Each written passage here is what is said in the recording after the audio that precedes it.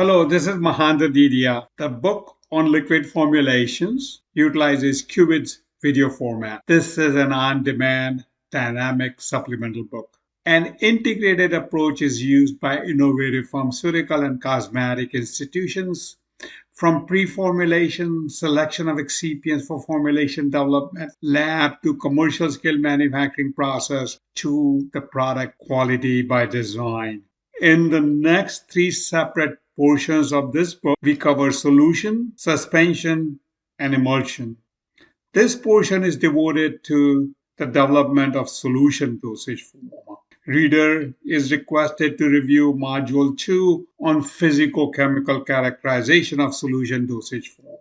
This section of the book has four modules: preformulation, formulation and composition, manufacturing equipment and processes, quality by design, and clinical study formulation. Each of these contain related videos on specific topics as shown here, from solubility, stability, to the composition of solution formulation, type of equipment are used, commercial batch formulas and processes, finally quality by design, stability studies, and formulation and clinical studies. This type of approach, from pre-formulation through formulation composition, manufacturing equipment and process, and quality by design and clinical formulation, is critical for development of products. In this module, we will look at the pre-formulation. We will look at overview of what is pre-formulation in this particular module, followed by we'll look at the solubility and stability kinetics. Look at the type of studies performed by the pre-formulation scientist, how it impacts the formulation development. Pre-formulation studies are designed to generate scientific information before we start formulation development. This allows to develop stable and clinically effective dosage. It involves characteristics determination of active drug substance, active moieties, and excipient that will influence product formulation, process, and its performance. It involves studying physicochemical, physico-mechanical, biopharmaceutical properties of drug substances. So let's look at this video that describes pre-formulation studies. So these are laboratory studies, and it helps formulation and processes. This is learning before actually formulation. The new drug entities that would result into pharmaceutical formulation. Drug development stages, physicochemical characterization is critical. Data acquired will potentially affect pharmacokinetics and process design. Pre-formulation studies have stability component, manufacturing component, and transportation and storage component. We'll also look at how do you project shelf life. It evaluates candidates. What are the formulation that can be taken to the clinical trial, the market. Physical chemistry of cosmetic formulation. Cosmetic products are designed to form a single entity, pleasing sensory effects. Cosmetic ingredients have structural and functional characteristics. It is important to understand physical chemistry of ingredient to optimize formulation, processing, and quality of the cosmetic product. Example of some of the substances. Here are the molecular formula. These are all C18 compounds with differences in its molecular form. The products are stearic acid, isostearic acid, stearyl alcohol, and isostearyl alcohol. The physical properties are really different. Stearic acid is waxy solid with melting point of 69 degrees and pKa of about 5.75. Isostearic acid is a liquid. It has a melting point of 67 degrees to 68 degrees, very high boiling point. As pKa is 1 unit difference compared to stearic acid. Stearyl alcohol, waxy solid, melting point of 59.5, highly basic compound. Isostearyl alcohol is liquid. It's very basic compound. These physicochemical properties will influence which material to use in cosmetic products. Solubility of a solid is defined as a concentration at which solution phase is in equilibrium with a solid, and we will look at temperature and its effect on solubility. Drug solubility has the highest impact on desired concentration of drug in systemic circulation. Drug solubility relates to pharmacological response. So, solubility determination is one of the first steps preformulation scientists takes. Preformulation scientists would look at ionized molecules, pH, pK relationship, and we will look at how this would be used by formulation scientists. pH is a measurement of hydrogen ion concentration. So more hydrogen ions, lower the pH. In aqueous solution, acid dissociation is represented by the equation shown here. HA, that represents the acid, water forms an hydrogen ion. Equilibrium constant Ka in this reaction here is given by H3O plus multiplied by A minus divided by HA, and these are the molar concentration. For acidic drug, pKa is minus log of Ka, and for acidic drugs, pH is equal to pKa log of ionized versus unionized. Similarly, for basic drug, pH is equal to pKa plus log of unionized drug divided by ionized. And these are again molar concentrations. pH equal to pKa, 50% of the drug is ionized and 50% is unionized. Examples of the weakly acidic drugs with their pKa, and it ranges from 2.3 to 8.8. Basic compound from diazepam to methyl dopa with their pKa ranging from 3.0 to 10.6. For a given compound, if the drug is weakly acidic, it will be more lipid soluble in acidic solution, and same drug will be more soluble in alkaline solution in an ionized form. Weak base will be lipid soluble in alkaline solution, and weak base will be more soluble in acidic solution. Here are some of the compounds. Well-known compound, aspirin is its pKa of 3.5. Its solubility is 3 milligram per ml. Furosemide is practically insoluble in water. Methylparaben, preservative, its pKa is 8.15. So how do we use the pH pKa solubility relationship? Example of an acidic drug with a pKa of 7.4. At pH of 7.4, 50% will be ionized, 50% will be unionized. That is, 50% of the drug will be lipid soluble, 50% of the drug will be water soluble.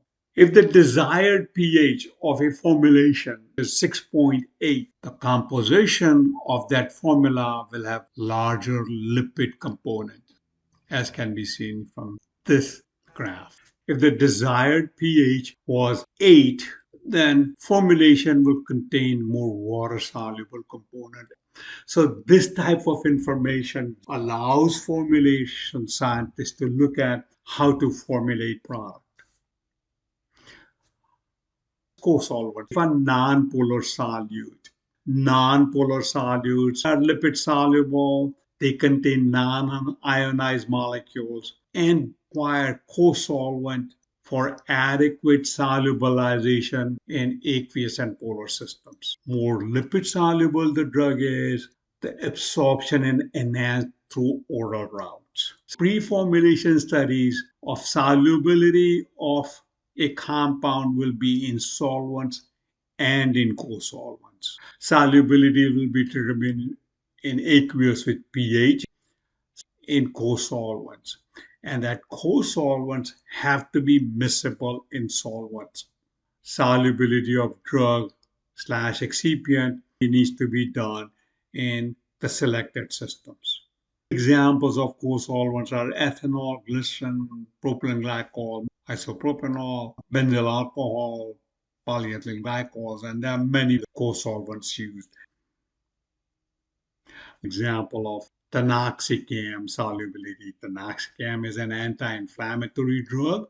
500 milligram of the drug is added to 5 ml of solvent used in a rotary shaker method. Different types of solvent. One that would be used in product such as water, ethanol, propylene glycol, chromophores, and then there are other solvents such as methanol, acetone, dichloromethane, chloroform, used analytical scientists. Solubility of a solute in co-solvent mixture is given by the equation shown here. So log of Sm is equal to log of Sc plus 1 minus F log of Sw. And F is the fraction of organic solvent in co-solvent mixture. Here's the data on solubility of tanoxicam published by the authors, referred here. From 0% co-solvent to 100% co-solvent, volume fraction from 0 to 1. And based on this, DMSO has a high solubility and water has a low solubility. Propylene glycol and DMSO shows solubility increase, and at volume fraction zero point 0.2 it reaches goal of 10 milligram per ml, whereas water and DMSO requires volume fraction of 0.6. This type of information then formulation scientists can use and optimize the formula. Effect of particle size is extremely important for the solution rate and the bioavailability and also processing. The rate at which the solute will dissolve is proportional to area diffusion, C sub S minus C, divided by the thickness of concentration gradient. Specific surface area increases with decreasing particle size. Smaller the particle size, the dissolution rate or solubilization rate will be fast. Can be seen here for ibuprofen. These are simulation of spherical particles at different size. And as it can be seen, the dissolution rate increases at particle size decreases. Based on this information, decide what particle size is important for dissolution and for processability. Temperature and solubility are important in processing of. Solubility is maximum quantity of solute dissolved at a specified temperature. Temperature determines kinetics of solubilization rate. On endothermic reactions, solute solvent interaction consume less heat than required to break the solids intramolecular forces. If we provide, as we increase temperature, it will break solids intramolecular forces and thereby increase solubility. Concentration versus 1 upon T has a negative slope showing it's endothermic. This is important in processing. We want to increase the rate at which we can manufacture the product. Would that be achievable at a given temperature? Such as gases, solubility decreases as temperature increases, and the process is exothermic. Laboratory methods, classical method is what's called shake flask method, in which excess powder and excipients are added to a solvent flask. Each flask is prepared, mixtures are shaken at the specified temperature for 48 hours generally, as long as there is no degradation. A mixture is then centrifuged, filtered, and analyzed by appropriate methods such as HPLC to determine solubility. And in this video, we'll look at the shake flask method. So incubator is loaded with the, and then it's turned on. The flasks are shaking. So it can be set at a desired temperature and the RPM. High throughput measurement of solubilities are commonly used in pharmaceutical industry. Solvent modification, pH adjustment, co-solvent, wedding agent, parameter that can affect the solubility of a compound. Our intelligence-based methodology in high throughput screening is used rather than classical approach of shake flask. High throughput measure requires minimal amount of solute, and excipient vehicles are categorized. It's injectable, it's oral, dermatological products. Concentration is based on research information. So it's based on identifying solubilization capacity of each excipient. Multiples of solutes can be added. Multiples of solvents can be added by robotics or high throughput system. Samples are all equilibrated at specified temperature. This video shows how robotic systems work. Robotic arm picking up different experimental compositions and adding it to the test tubes.